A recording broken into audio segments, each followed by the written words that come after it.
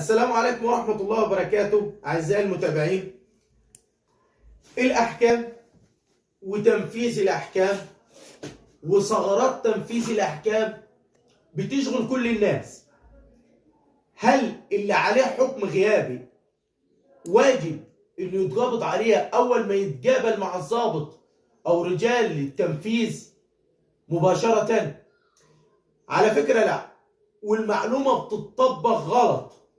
يعني النهارده انت عليك حكم غيابي فبيجاب لك الضابط بياخدك عشان تعمل معارض. الكلام ده مش قانوني. القانوني ان بياخدك تعمل محضر اثبات حاله.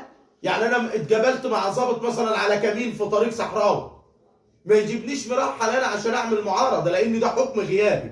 ده بيعمل مذكره عنده بمحضر ان انا اعلنتك، وبعد 10 ايام يجوز ليه القبض عليها وتنفيذ الحكم. ولكن انا طول ما انه حكم غيابي واول درجه تقاضي ليه يبقى انا اتعلن بيه، وبعد 10 ايام يبدا يصير مفعوله في حقي. اما ان اللي بيتجابل على الكمين ده وبيتاخد وبيترحل والكلام ده كل ده مش قانوني.